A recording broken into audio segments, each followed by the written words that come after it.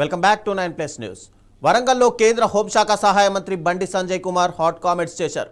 ఎన్నికల మేనిఫెస్టోలో ఇచ్చిన హామీలను అమలు చేయకుండా మోసం చేసిన కాంగ్రెస్ నేతలను గల్లాపట్టి నిలదీయాలని వరంగల్ ప్రజలకు పిలుపునిచ్చారు.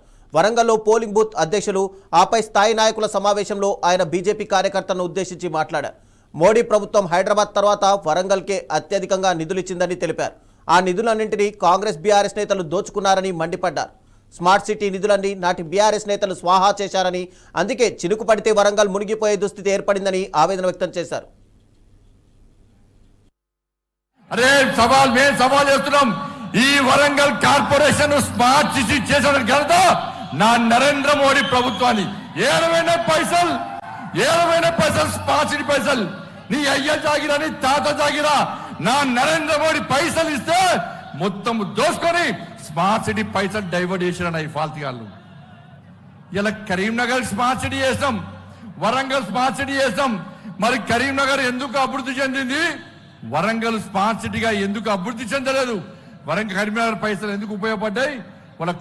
వరంగల్కి ఇచ్చిన పైసలు ఏడవేనాయో ఒక్కసారి వరంగల్ కార్పొరేషన్ ప్రజలు ఇవాళ బీఆర్ఎస్ పార్టీ నాయకులు ప్రశ్నించాలి. ఓ స్మార్ట్ సిటీలో అందం లేదు వరంగల్. కనీసం రోడ్లు లేవు, మోర్లు లేవు, లైట్లు లేవు. అరే వర్షం పడితే హంటర్ రోడ్డు మొత్తం మునిగిపోతుందన్న. రాంపూర్ డంపింగ్ యార్డ్తో చుట్టుపక్కల గ్రామాల ప్రజలు తల్లడిల్లిపోతున్నారన్న. చిన్నపాటి వర్షానికే వరంగల్ మునిగే పరిస్థితి. నా స్మార్ట్ సిటీ పైసలు ఏడవైనాయో మీరు అడగాలని లేదన్న. అడుగురు గల్లబట్టాడు బీఆర్ఎస్ వస్తే 70 పైసలున్నాయి. నా మోడీ ఇచ్చిన స్మార్ట్ సిటీ పైసలు ఏడవైనా అడుగురన్న. ఇలా భాగ్యనగర్ తర్వాత కేంద్ర ప్రభుత్వం అత్యధిక నిధులు ఇచ్చినటువంటి కార్పొరేషన్ ఏదంటే ఇలా వరంగల్ కార్పొరేషన్.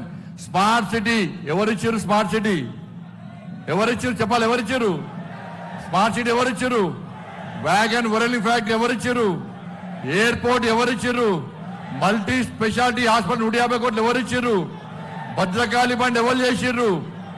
టెక్స్టైల్ పార్క్ ఎవరు చేసిర్రు? రింగ్ రోడ్ ఎవరు చేసిర్రు? ఉదయం స్కీమ్ కింద ఎవరు తీసుకొచ్చారు పైసలు? నిన్న స్మార్ట్ సిటీ పైసలు ఎవరిచ్చిర్రు? అమృత్ పైసలు ఎవరిచ్చిర్రు? అమృత్ 2 పైసలు ఎవరిచ్చిర్రు?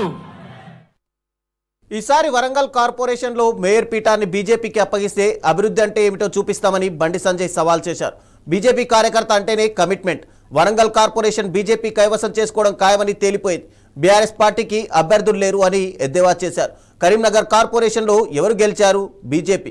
ఇప్పుడు గల్లీ గల్లీలో కాషాయ కార్యకర్తలు గల్లా ఎగరేసుకొని తిరుగుతున్నారు. మరి వరంగల్కు ఆ అవకాశం వచ్చింది అని కార్యకర్తల్లో బండి సంజయ్ ఉత్సాహం నింపారు.